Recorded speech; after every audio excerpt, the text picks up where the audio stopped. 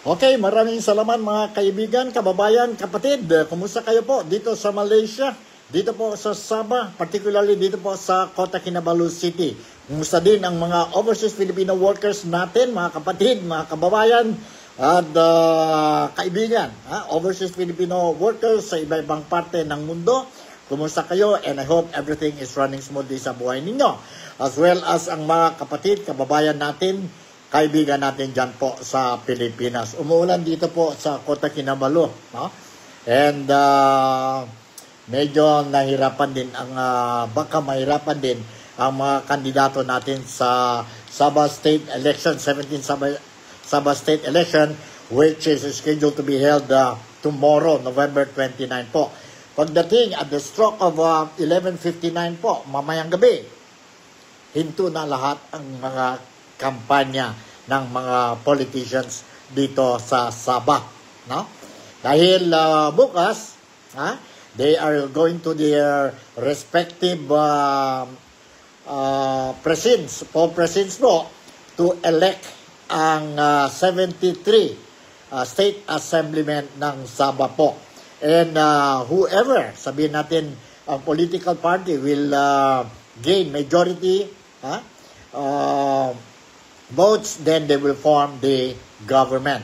And in the event hindi yon makuha ng majority or even a simple majority, like let's say around the 35 or 37, then we are going to see ang Sabah will have a coalition government na naman.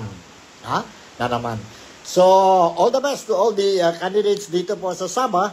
And today, umuulan, medyo matagal itong ulan po, no? I hope it will not be the whole day dahil last day na po ng mga kandidato dito sa Sabah po for the 17th state election po sa Sabah. Sa Sabah lang ito. This is not a general election. This is a state election.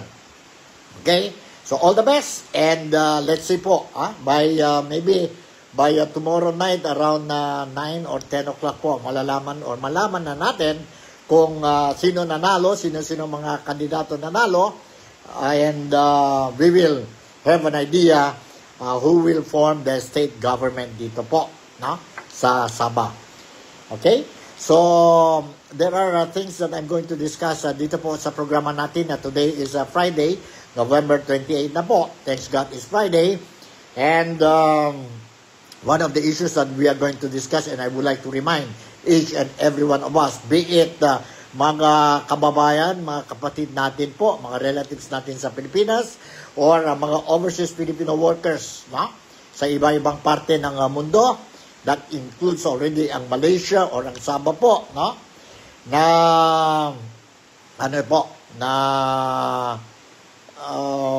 Dalawang tulog na lang ang mga those who wants to participate sa rally sa Sunday po, November 30. Dahil po may malaking rally will be organized dyan po sa Pilipinas sa Sunday, November 30 po, tungkol sa problema natin dyan po sa Pilipinas, ang corruption sa Pilipinas. Expected na marami daw po will be attending, kagaya yon the previous one, last September 21 po, ang dami nag-attend. I think nationwide, recorded something like 7 million.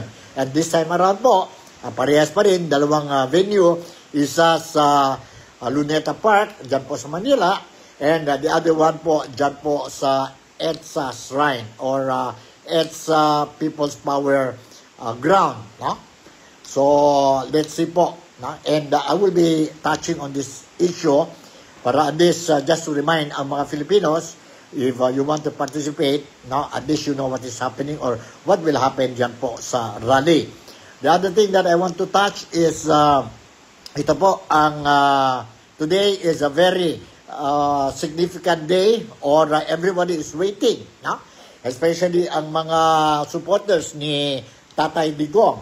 Dahil po today, dyan po sa Hague, November 28, ang International Criminal Court will be doing the hearing tungkol sa appeal of Tatay Digong po. Yon ang appeal niya po for interim release. Ibig sabihin, kung sa Pilipinas yan po, bail yan po. Bail. Earlier, it was not, the decision was negative, hindi in favor kay Tatay Digong, but ang legal team ni Tatay Digong po, they appealed. And today, November 28, they are going to hear again ang appeal ni Tatay Digong, and we will see ano ang decision. Now, you can watch it po sa live streaming ito, no? Live streaming sa The Hague, dyan po sa Netherlands. Kung sa Pilipinas, o dito po sa atin sa Malaysia, it will be at 5:30 this afternoon.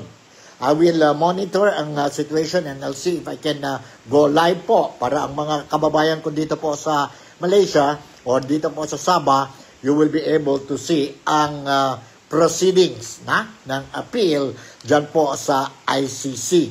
Sa ICC po. Mamaya yun at 5:30 p.m. So, stay tuned lang pa kayo po dito sa programa natin, Nick Talk, The Real Talk with Nico, because I'll see what I can do. Para at least, you will not be blamed of what is happening dyan po sa Pilipinas. So, okay, umpisa na tayo po. Dalawang issue ito po. Ang Tatay Digong interim release appeal, and at the same time ang November 30 rally to be held on Sunday dyan po sa Pilipinas. Okay, to start with, ang ang issue natin, let's go straight to the point kay Tatay Digong. Let me read you an article published dyan po sa mainstream media sa Pilipinas, mainstream media sa Pilipinas, ang Philstar. Before I will read you the story po, I would like to shout out muna tayo kay Mary Lou Pentojo, is watching itong programa natin ngayon, ang Nick Talk, The Real Talk with Nico, and si Bro, Gino F. Dairo, who is also watching. Good morning to you, salamat pagi to you, and salamat patang. Ano ba yung patang na ngayon, no? Salamat patang to you, and advance, salamat malam or good evening to you and to your ano ba yan? Better half ba yan? Better half ba yan? And of course, to all the Filipinos po who is watching itong program natin. Nandito po, the heading of the news article is Duterte waives right to attend ICC ruling on interim release appeal. Nandito po. Dahan-dahan tayo kasi maliit ang mga letra po, no? I'll try to read it slowly. So you will be able to understand po, pick up ang news talaga po regarding kay Tatay Digong. Former President Rodrigo Roa Duterte waived his right to personally attend the International Criminal Court's ICC reading of the judgment on his appeal seeking interim release as the tribunal prepares to deliver its ruling in an open court today po, Friday, November 29. Nag-waive na siya po, si Tatay Digong, that he will not be attending personally or physically, he will not be attending po ang proceedings. In a notification dated November 27, Duterte's legal counsel, si Nicholas Kaufman, informed the ICC Appeals Chamber that the defense had filed the former president's signed waiver of his right to be present during the proceedings. Let me quote. I, Rodrigo Roa Duterte, respectfully waive my right to appear before the appeals chamber on November 28, 2025 at 10:30, and consequently instruct my lawyers to hear the judgment that will be rendered on my appeal against pre-trial chamber once decision on interim release ICC 01-21-01-25-282, the waiver read. Okay? The ruling will be delivered at 10:30 a.m. Ibig sabihin, kung sa Pilipinas yun po, the ruling will be delivered at 5:30 a.m. mamayang hapon. 5:30 p.m. Manila time. And stream live on the ICC's official website, Facebook, and YouTube, giving the public direct access to one of the most closely monitored international criminal proceedings in recent years. Duterte's team filed the current appeal on October 14, arguing that the pre-trial chamber failed to consider humanitarian considerations, citing the 80-year-old former leader's age, infirmity, and debilitated condition. Yan po. Mr. Duterte has neither the desire nor capacity to flee or to return to a life of power or politics. He merely seeks interim release in the country where he can participate in the confirmation proceedings in a setting conducive to his proven weak state of mental and physical health. Earlier po, ang ICC Chamber 1 po, they decided not to grant an appeal ni Tatay Digong po dahil one of the reasons is that flight risk pa daw po si Tatay Digong. Apparently, ang kampo ni Tatay Digong, ang lawyer, si Nicholas Kaufman, say he's not at a flight risk considering that he could hardly do his movements po. No? Could hardly do his movements at the age of 80 years old. No? Hindi on flight risk. And one of the reasons again, mentioned po for deciding negatively ang appeal ni Tatay Digong is that may power pa daw po, no? May influence pa daw si Tatay Digong, and based on the previous statements made by her or his daughter, ang Vice President VP Sara Duterte, no? Duterte. So yun po, one of the few reasons why negative ang decision ng ICC po when it comes to the interim release appeal of Tatay Digong. So, ano ba itong interim release? Itong interim release po, kung sa Pilipinas ito, parang billion po or house arrest. No? Kailangan si Tatay Digong remove him from the detention center dyan po sa ICC, put him in a house.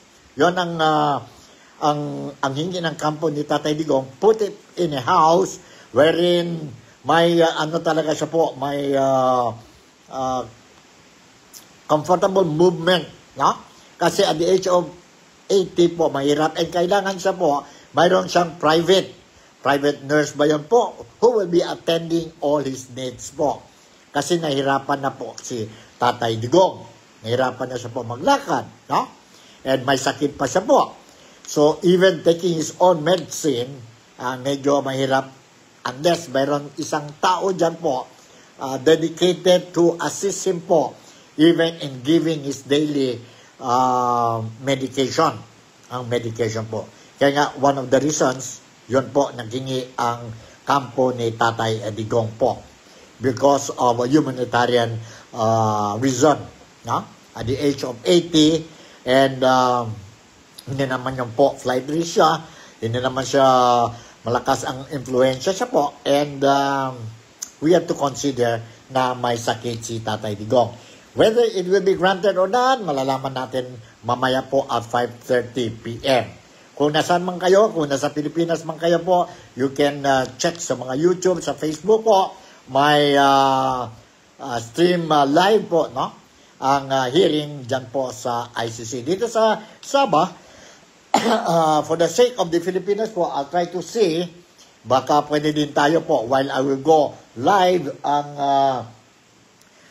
proceedings ng ICC po, baka I will also go live para at least you will be able to see. This is all for the sake of mga kababayan ko po dito sa sa Sabah po, so that you will know what is happening dyan po sa Pilipinas. So let us all pray. I appeal, especially itong mga DDS supporters, no? And lahat ng mga Filipinos, if you don't mind, I am appealing, urging everybody, every Filipinos, whether you belong to what color, political color, but Filipino tayong lahat po, let us think of that particular person, si Tatay Digong po is a Filipino and a former President of the Philippines who did his level best to protect the welfare and interest of every Filipino. Nobody is perfect. Maybe mayroon din siya mga mali po when he was managing or running ang Pilipinas as the 16th President of the Philippines. Nobody is perfect. Tao lang tayong lahat po. No? But considering his physical, mental situation na po, sana lang po, let us all pray, no? That he will be granted this interim release po because for his own good po, no? And maganda din yun po sa pamilya ng mga Duterte, mga supporters ng mga Duterte, and good for all the Filipinos po. As what we used to say, Filipinos are loving, caring, and God-fearing Filipinos. Diba? Ganon yan po. So, sige po, let's see what will happen later at 5:30 p.m. At 5:30 p.m. po. This is not a joke. It involves somebody who are very close to our hearts, who is our fellow kababayan, Filipino leader. No? He did a lot of things for the Philippines. And during the time when he was the president, nakita natin po, may malaking changes talaga ang Pilipinas. Whether you like it or not po. No? In terms of political stability, mayroon tayo po during his time. In terms of security, peace and order po, wala na mga rebellion, mga NPAs, mga Abu Sayyaf and all these things po, he managed to cut it po. No?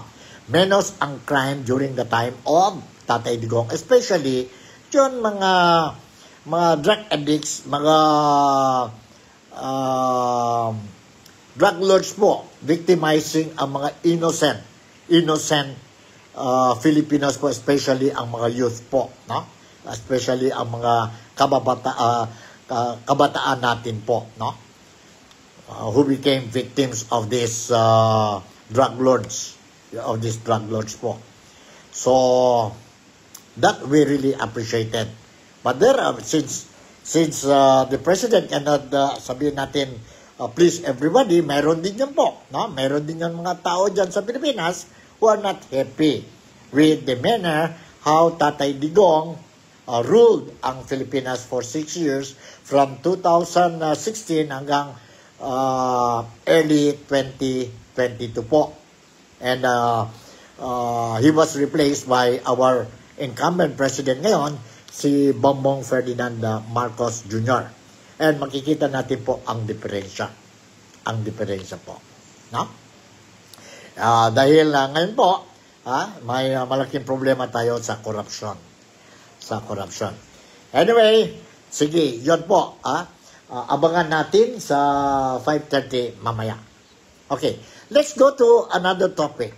Itong topic natin po is tungkol yun po sa, sabihin natin, ang rally, scheduled November 30, and that will be on Sunday. May rally na naman po. Dalawang grupo ito po. One, ang rally will be held dyan po sa Luneta Park. Luneta Park po, and nakita natin po, Luneta Park is a big area, can accommodate more than 1 million people po. And this has been proven.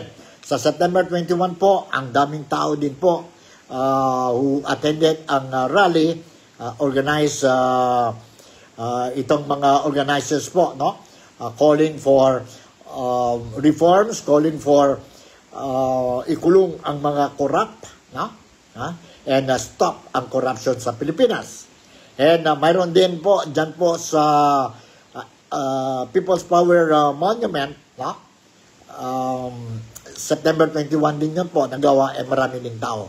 So this time around, on Sunday, ganon din po, expected. Ang organizers dyan po sa Luneta, they're expecting, during the interview, dyan po sa programa ni Ted Filon and Shasha DJ Shasha this morning, they during the interview, they said that they're expecting something like 50,000 na people dyan po sa Luneta Park. However, sabi niya, they won't be surprised if more than 100,000 will turn out sa Sunday po. And dyan din po sa People Power Monument, they are also expecting a huge crowd po. A huge crowd. So let's see po. Let's see ano talaga itong sabihin natin rally po. In the meantime, I myself is calling, since tayo mga Filipinos, we only want to our voices be heard. Ang boses ng masa, the government will hear it po, no? I myself am encouraging my friends, my relatives, sa mga kababayan ko po dyan po sa Pilipinas, na kung physically fit kayo po, go and attend ang rally po. Because our rally is a peaceful rally. No? Is a peaceful rally. Hindi ito politika po. And we don't want that somebody will take advantage of our rally and create chaos po. So, klarong-klaro, again, I will repeat, I support the rally because the rally is aimed to voice out our sentiments, ang anger natin po, ang outrage natin po, no? Because of itong problema or itong issue ng corruption sa Pilipinas, be it dyan po sa national budget 2025, which has been described as the worst national budget in the history of the Philippines, ang alleged tainted 2026 budget po. Mayroon daw mga questionable items na naman dyan po sa 2026 budget. Of course, it has not been signed as GAAP by the President. But I think by next month po, once the Senate will submit ang budget na po, no? After ang BICAM, and then they will submit it to the President for scrutiny, and then after that, sign it as GAAP, no? May questionable items na po. See? And also, itong corruption sa flood control projects po, no? Which involves millions and trillions of taxpayers' money. Dahil dyan po, nahirapan ng mga Filipino, galit na ngayon ng Filipino, hanggang ngayon, mga dilis lang po, mga small fish lang po. We can see ang gobyerno, ang mga investigators po, is recommending for filing of cases sa ombudsman, and later on, it will be brought up to the Sandigan Bayan. So, ang mga Filipino is not happy with the outcome or action taken by this ICI, Independent Commission for Infrastructure, and of course, itong ongoing Blue Ribbon Committee dyan po sa Senado. Kaya nga, maingay na maingay itong issue po. So, first thing first, I would like to share with you po ang interview ni DJ Shasha po kay one of the organizers dyan po sa Luneta Park on Sunday po, and I'm referring to Professor David Michael San Juan. San Juan po. Si DJ Shasha interviewed him this morning, and he is detailing ang informations about the upcoming rally sa Sunday po. So, nandito po. Let's watch and listen to this. Hold on po, ha? Sandali. Hold on. Let's watch and listen to this po. Ang pangkalahatang panawagan ng Tahasa Luneta 2.0, Protestang Bayan kontra Corakot, ay yung lahat ng sangkot dapat managot. Ngayon, ano ang ibig sabihin ng lahat ng sangkot dapat managot? Hanggang presidente at iba pang mga opisyal ng gobyerno na sa ngayon ay hindi pa masyadong naimbestigahan. Sa tingin natin, dapat malawakan at malaliman imbestigahan para matiyak na lahat ng sangkot nga ay mapapanagot kahit gano'ng kataas pa ang posisyon. Kasi ang nakikita natin ngayon, parang mga hanggang level pa lang ng kongresista at senador ang kakasuhan o nakasuhan. At sa mga ipinapa-aresto, parang wala pang warrant of arrest sa mga senador na sangkot. Pero ang malaking question mark nga dyan, ang nag-a-approve naman ng bawat paggastos ng appropriations, iba pa, para ma-release ang pera, ay ang presidente rin ng Pilipinas. Bakit ang presidente ng Pilipinas ay hindi pa iniimbestigahan ngayon? Sa kabila ng katotohanan na idinawit na rin siya ni Saldico dito, seryoso yung mga aligasyon, kaya dapat imbestigahan yan. At talagang alamin natin ang buong katotohanan. Tapos si Presidente Marcos at si Vice Presidente Duterte parehong tumanggap ng campaign donations mula sa mga contractors. Siyempre, ang sasabihin ng COMELEC, kagaya ng sinabi nila sa case ni Senator Escudero, wala naman daw problema doon. Pero malaking kalokohan yun eh. Alam natin na may kapalit yung mga ganyang pagdodonate ng mga contractors. Kaya in the case of President Marcos nga, isa sa mga contractors na nag-donate sa kanya ay involved sa mga flood control projects. Maraming flood control projects sa Cebu. Isa sa pinaka-naapektuhan nung bagyo nitong nakaraang buwan, di ba? Nakaraang mga linggo. At alam natin, napakaraming namatay doon. Mahigit 200 ang namatay sa bagyo na yon dahil sa palpak rin na flood control. So dapat talaga mapanagot sila. Kaya alam natin, respetuhin natin, alam natin na may mga kasama tayo sa Kilusang Bayan kontra Corakot kasi road network ito, iba-ibang grupo, na ang bibit-bitin na nilang panawagan ay pagpapabitiw sa pwesto ng presidente at vice-presidente para magkaroon ng tsansa na mabago natin ang sistema. Kasi alam naman natin, si VP Sara Duterte hindi rin karapat-dapat. Kasi bago pa itong issue ng flood control, yung confidential funds, iba yung issue ng confidential funds, klaro sa atin na may mali rin siyang nagawa doon sa issue na yan. At siyempre si President Marcos, ngayon mas nagiging malinaw na konektado siya sa mga nangyayari. At sa 2026 national budget, di ba, may unprogrammed funds pa rin. So nire-respeto natin, respetuhin natin kung may mga kasamahan tayo sa programa sa November 30 sa Bahasa Luneta 2.0 na mananawagan ng resignation ng mga top government officials kasi bahagi yun ng advanced na pagpapanagot, kumbaga. Alright, yun po, narinig natin po ang statement ni Professor David Michael San Juan, ang convener ng rally dyan po sa Luneta, dyan po sa Luneta on Sunday. Mayroon pa ako isang video clip po galing kay Professor David po, and I would like to share with you also po. So this, you will have the idea, more ideas po regarding ang rally sa Sunday. Nandito po. Ang pangkalahatang panawagan ng Bahasa Luneta 2.0, Protestang Bayan kontra Corakot, ay yung lahat ng sangkot dapat managot. Ngayon, ano ang ibig sabihin ng lahat ng sangkot dapat managot? Hanggang presidente at iba pang mga opisyal ng gobyerno na sa ngayon ay hindi pa masyadong naimbestigahan, sa tingin natin dapat malawakan at malaliman imbestigahan para matiyak na lahat ng sangkot nga ay mapapanagot kahit gano'ng kataas pa ang posisyon. Kasi ang nakikita natin ngayon, parang mga hanggang level pa lang ng kongresista at senador ang kakasuhan o nakasuhan, at sa mga ipinapa-aresto parang wala pang warrant of arrest sa mga senador na sangkot. Pero ang malaking question mark nga dyan, ang nag-a-approve naman ng bawat paggastos ng appropriations, iba pa, para ma-release ang pera, ay ang presidente rin ng Pilipinas. Bakit ang presidente ng Pilipinas ay hindi pa iniimbestigahan ngayon? Sa kabila ng katotohanan na idinawit na rin siya ni Saldico dito, seryoso yung mga aligasyon, kaya dapat imbestigahan yan.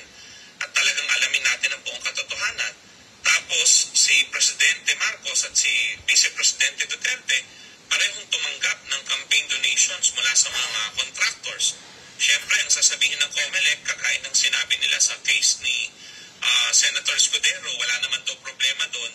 Pero malaking kalokohan yun eh. Alam natin na may kapalit yung mga ganyang pagdodonate ng mga contractors. Kaya in the case of President Marcos nga, isa sa mga contractors na nag-donate sa kanya ay involved sa mga flood control projects. Maraming flood control projects sa Cebu.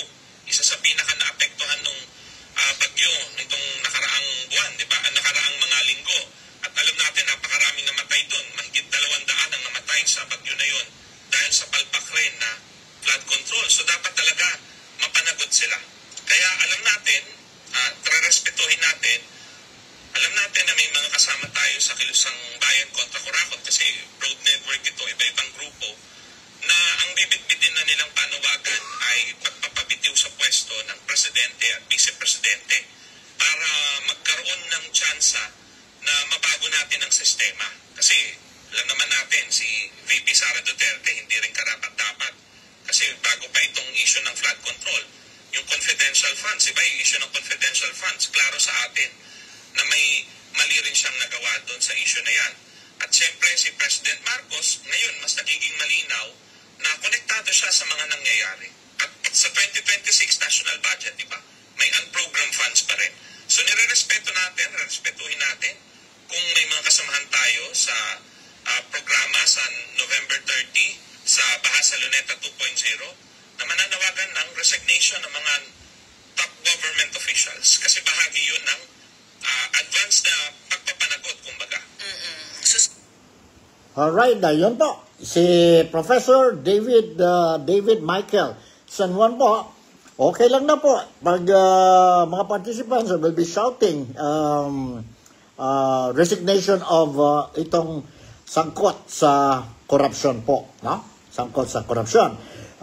Even the call for President Marcos to resign, pwede din yun po. And ang call for VP Sara to also resign. And of course, others who are involved dito po sa anomalya po sa Pilipinas, which is the cause of the rally po. No? Dahil dyan po sa corruption, nabuo itong mga rally po. And sabi na, expected, no less than 50,000 na participants who will be participating, and they will not be surprised if more people will come dyan po sa Luneta Park sa Sunday, November 30. They will start the program at 9 o'clock and it will end on noontime, alas 12 po. And some of the members will be going to EDSA po, no? To also attend ang rally. Participants, dami po, NGOs, no? Ang mga estudyante po will also be participating according to Professor David Michael San Juan. No? Kagaya what happened last September 21, ang daming tao po, that includes ang mga kabataan, ang mga estudyante po, which majority are students po. They also show their disappointments regarding what is happening dyan po sa Pilipinas. Tayo mga overseas Filipino workers, magdasal na lang tayo because we cannot be there physically, but we can. We can participate sa rally by through prayers po. And kung pwede, let's call or a message ang mga relatives natin kung fit sila po, no? Since this is a peaceful rally, kung fit sila po, we need warm bodies sa rally, sa rally po. And let us immediately inform, no? Those who will be participating in the rally dyan po sa Luneta, in the event you see suspicious looking individuals or group of people po, no? That might create the chaos, please immediately report it to the nearest authority po, mga police. Nandyan mga police po, no? They will not, sabihin natin, join sa rally, but they will just be outside to protect ang mga tao po. In the event something happens po, nandyan sila to assist and protect ang mga tao po participating sa rally. So, klaro-klaro po, if you want to go there using a t-shirt that says resign, ang mga magnanakaw or whatever ko, ikulong ang magnanakaw. This is no political color po, no? No political color. So that is one sa Luneta Park sa Sunday. Now, also the same day din po, may rally po dyan sa People's Power Monument or People's Power Monument from EDSA Shrine. They will go to People's Power Monument and doon po magawa ang rally. But this rally is being organized by a Makabayan Bloc, na? And dito po, they discourage sino man participants will be advocating for the resignation of President Ferdinand Bongbong Marcos. Kay BP Sara, pwede po. Pwede daw po, no? Pero kay, kasi klaro na daw, sabi ang Makabayan Bloc, ang mga organizers po ng rally, may ebidensya na si VP Sara po is involved sa corruption activities dahil dyan po sa confidential fund. So, it's okay for them to call for the resignation of VP Sara, but not si BBM dahil po wala pa daw ebidensya na si BBM is directly involved dyan po sa corruption. Correct me if I'm wrong po, but that's how I understand ang statement made by ang organizer po ng Trillion Peso March. Trillion Peso March po, which also they did the same rally last September 21. Marami ding tao po nag-attend. And ang leader nila po is si Rafael Paeng David. Rafael Paeng David. So, let me share with you ang statement or interview made by Ted Filon and DJ Shasha this morning sa programa Ted Filon program from 6 a.m. hanggang 10 a.m. kaninang umaga. Nandito po ang video clip ni Rafael Paeng David. Organizer naman po ng Trillion Peso March na gagawin sa EDSA People Power. Hold on. Time ang organizer. Hold on, sandali. Organizer naman po ng Trillion Peso March na gagawin sa EDSA People Power Monument. And this is also the second Trillion Peso March. Kasama po natin si Rafaela Paeng David, ang presidente nga po ng Akbayan. Good morning po, ma'am. Good morning, DJ Chacha, at of course kay Manong Ted sa ating mga tagapakinig din ngayong umaga. Ayan. Paeng, unang tanong muna, kamusta na yung inyong paghahanda para nga dito sa tinatawag na mas malaking Trillion Peso March na gaganapin sa EDSA People Power Monument? Anong oras ang simula ng programa at sino-sino yung major groups na makakasama natin sa Sunday? Yes po, almost ready na po tayo at halos excited na rin po kasi ilang tulog na lang tayo ay magkikita-kita muli sa EDSA para sa ating Trillion Peso March Movement Against Corruption and Political Dynasties. Ito po ay magsisimula ng 9 a.m. po yung programa, pero before that, we will start our march ng 8 a.m. Galing po sa iba-ibang points along EDSA. Kailang po halimbawa sa amin magmamarcha ng 8 a.m. mula sa EDSA Shrine papunta sa People Power Monument, and the program will be from 9 a.m. hanggang 6 p.m. po. So buong araw po tayo, mensahe, kantahan, performances, para ipakita ang ating gigil sa korupsyon na nakikita nating laganap sa Pilipinas. And we're lucky to be joined by key personalities dito sa kampanya na laban sa korupsyon. Pinangungunahan na of course ni Cardinal Ambo David na sasama po sa atin sa ating programa this coming Sunday sa EDSA People Power Monument. Oo. Meron pa ba tayong ilang key personalities na dadalo dito sa November 30 rally? Because I remember, nitong nakaraang rally, ang ingay nung naging pag-akyat sa stage ni Vice Ganda at ng iba pang mga artista at malalaking personalidad noong nakaraang September 21 rally. This time, meron ba tayong inaasahan? Yes, well, bukod kay Cardinal Ambo David, happy tayo kasi some celebrities will be joining us. Pangungunahan na ng Ben and Ben, at shout out actually sa kanila, nagpapasalamat tayo kasi meron silang naunang appointment na performance pero they decided to cancel that and to proceed kasi sabi nila para sa bayan so sila ay kasama natin at kakanta, haharanahan ng ating inang bayan.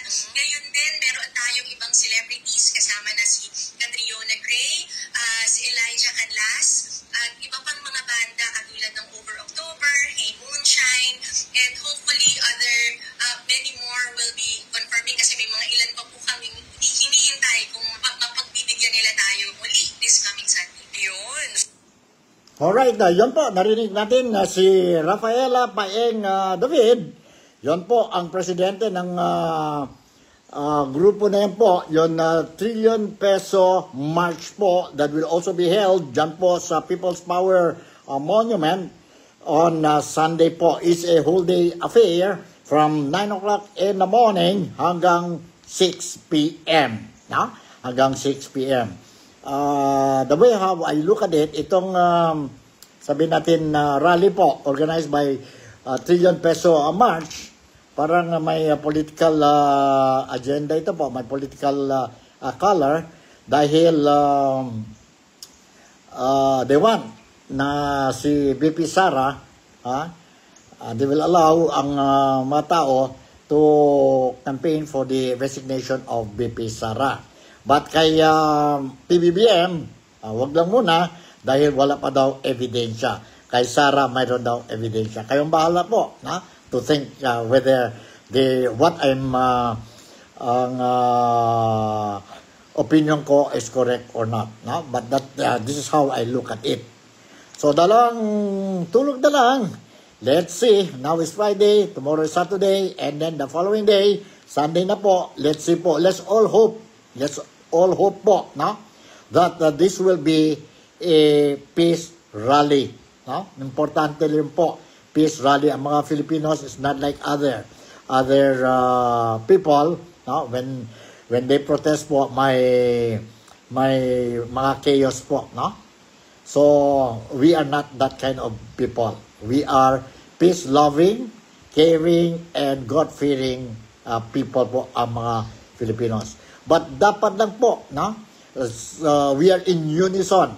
Be it dyan po sa Luneta or dyan po sa Estras People's Power Monument Rally, isa lang ang natin po. We believe na kailangan ang mga magnanakaw, ang tao involved dyan po sa korupsyon sa Pilipinas po, ay dapat ikulong natin po. And we have to recover whatever losses, taxpayers' money po, we have to recover it. Yun lang po. No?